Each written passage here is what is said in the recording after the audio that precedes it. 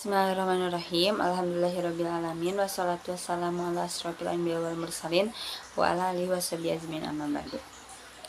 Pertama-tama perkenalkan, nama saya Sonia Febrianti Amelia dari akuntansi kelas malam dengan NIM 031122200022. Di sini saya akan mereview mata kuliah ekonomi syariah yang berjudul dengan riba. Nah, riba atau ziyadah menurut dalam bahasa Arab yaitu berarti menambah. Sedangkan menurut istilah syariah, riba adalah setiap tambahan bagi salah satu pihak yang berakad dengan akad pertukaran tanpa ada pengganti, atau riba adalah tambahan sebagai pengganti dari waktu.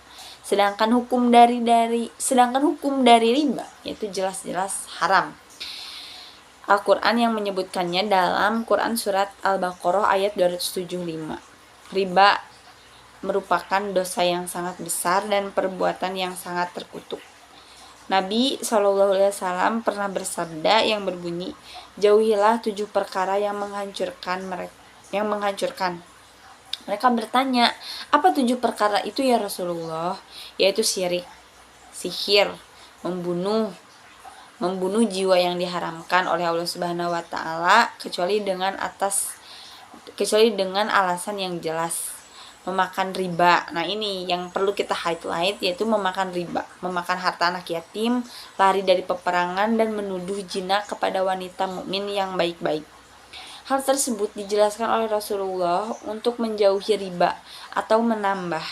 Mengapa demikian? Karena riba merugikan salah satu dari kedua belah pihak. Dan dijelaskan dalam hadis yang lain bahwa Rasulullah akan melaknat pemakan riba yang memberi makan dengan riba, menulisnya, dan 2 saksinya. Di antara mereka yaitu riba mempunyai 73 dosa yang paling ringan, seperti laki-laki yang menikahi atau berzina dengan ibu kandungnya sendiri. Macam-macam riba. Yang pertama ada riba itu ada 2. Yang pertama ada riba fadl, yang kedua ada riba nasiah. Riba fadl itu adalah tambahan pada akad pertukaran antara barang dan barang ribawi tanpa memberikan pengganti. Barang ribawi diantaranya itu emas, perak, gandum, jerawat, kurma, garam. Jika ditukarkan dengan barang yang sejenis, misalnya emas ditukar juga dengan emas, harus kontan dan tidak ada tambahan. Dan jika ditukar dengan barang yang tidak sejenis, misal emas dengan perak, itu juga harus kontan. Dan ini boleh ada tambahan karena nilai atau value-nya berbeda. Emas dan perak kan beda nilainya. Jadi itu boleh ada tambahannya, kecuali emas dan emas itu tidak boleh ada tambahannya. Yang kedua ada di riba nasiah. Riba nasiah adalah tambahan yang diberikan sebagai pengganti dari tempo atau waktu. Disebut juga dengan riba jahiliyah karena masyhur di zaman sebelum masuknya Islam. Bentuknya pada zaman jahiliyah, seseorang meminjamkan hartanya kepada orang lain untuk masa tertentu dan dia mengambil jumlah atau persentase tertentu dari harta tersebut setiap bulannya. Sedangkan pokoknya hartanya tetap. Jika peminjam tak mampu melunasi pada waktu tertentu, maka akan diberi waktu tambahan dengan tambahan pungutan biaya juga. Ini adalah salah satu contoh dari riba nasiah.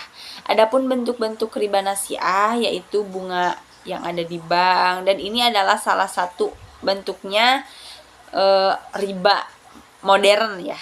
Riba nasiah modern.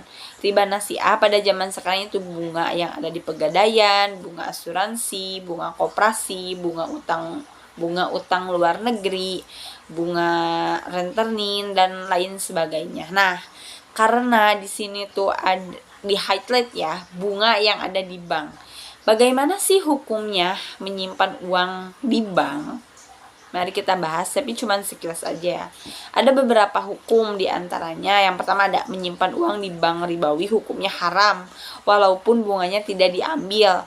Yang kedua ada menyimpan uang di bank ribawi, hukumnya syubhat, yaitu antara halal dan juga haram. Dan perkara subhat ini sebaiknya ditinggalkan karena Rasulullah SAW pernah bersabda, seorang hamba tidak akan mencapai derajat mutakin hingga ia meninggalkan sesuatu yang tak berdosa. Khawatir di situ ada dosanya. Jadi hukum menyimpan uang di bank itu hukumnya yang pertama ada haram dan yang kedua ada subhat. Tapi untuk lebih baik dihindarkan gitu. Kalau emang kita ada uang, lebih baik diputarkan uangnya, disimpan di investasi ya. Segitulah kurang lebih. Mohon maaf apabila ada kesalahan. Saya undur diri. Wassalamualaikum warahmatullahi wabarakatuh.